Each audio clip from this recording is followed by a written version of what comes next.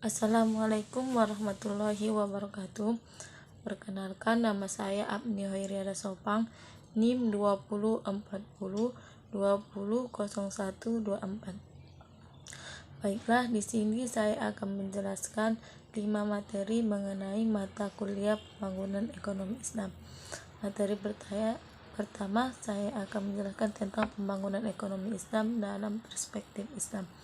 Pembangunan ekonomi menurut Islam adalah pembangunan yang berlandaskan kepada orientasi nilai, dengan perhatian untuk meningkatkan kebajikan umat dari semua aspek kehidupan, yaitu moral, keberadaan, dan spiritual, untuk mencapai keselamatan dan kedamaian hidup di dunia dan akhirat. Dengan kata lain, pembangunan ekonomi Islam dapat didefinisikan sebagai upaya untuk materi yang dua, kemiskinan dalam perspektif Islam.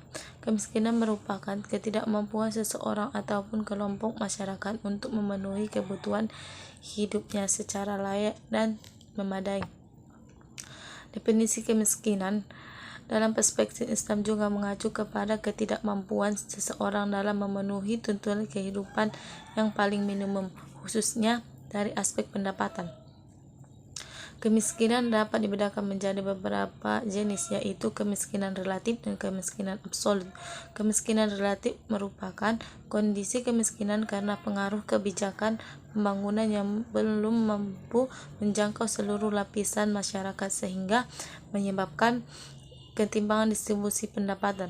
Sedangkan kemiskinan absolut adalah tingkat pendapatan seseorang di bawah garis kemiskinan atau sejumlah pendapatan tidak cukup untuk memenuhi kebutuhan hidup minimum. Faktor-faktor yang menyebabkan kemiskinan: 1. Korupsi dalam penggelapan uang. 2. Pertumbuhan penduduk yang tinggi. 3. Bencana alam dan konflik sosial. 4. Kekayaan sumber daya alam dan manusia. Materi yang ketiga yaitu kebijakan pembangunan ekonomi dalam Islam. Kebijakan pembangunan ekonomi adalah rangkaian strategi yang dilakukan oleh pemerintah ataupun lembaga terkait untuk meningkatkan pembangunan ekonomi di suatu negara. Tujuan dari kebijakan tersebut adalah untuk meningkatkan produksi, meningkatkan lapangan pekerjaan, mengurangi tingkat kemiskinan, dan meningkatkan kesejahteraan masyarakat. Kebijakan pembangunan dibagi dua: 1. Kebijakan fiskal dan kebijakan moneter. Kebijakan fiskal adalah salah satu kebijakan pembangunan dari dalam negeri yang ditetapkan untuk meningkatkan kesempatan kerja yang tinggi tanpa inflasi. Kebijakan moneter adalah kebijakan pemerintah untuk mempengaruhi jalannya perekonomian dengan cara mempengaruhi penawaran uang dalam masyarakat atau dengan cara mempengaruhi tingkat bunga. Materi keempat yaitu sumber-sumber pembiayaan syariah bagi pembangunan. Pemahaman mendalam tentang sumber-sumber pembiayaan syariah bagi pembangunan menjadi krusial.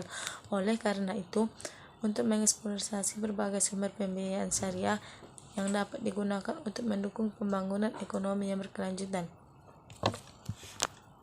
Sumber pembiayaan syariah dapat memberikan kontribusi positif terhadap perencanaan dan pelaksanaan proyek pembangunan yang berkelanjutan, serta membuka pintu bagi negara-negara yang ingin memanfaatkan potensi pembiayaan syariah dalam mewujudkan pembangunan yang inklusif dan berkelanjutan.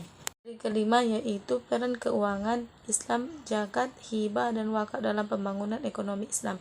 Keuangan syariah dipercaya sebagai salah satu instrumen yang berperan penting dalam mendukung program pemulihan ekonomi dan mengurangi kemiskinan melalui pemberdayaan usaha, ekonomi, dan masyarakat. Hal ini disebabkan keuangan syariah yang memberi kerangka yang mengatur aset dan transaksi berdasarkan prinsip keadilan dan ketulusan. Semua ini terlihat dari mekanisme pembiayaan risiko yang adil dan pembiayaan syariah serta kehadiran sosial keuangan yang syariah seperti zakat, wakaf, dan infak. Penguatan keuangan syariah juga perlu didorong. Rekomendasi penguatan pada keuangan syariah mencakup pada pilar landasan hukum, regulasi, dan pengawasan.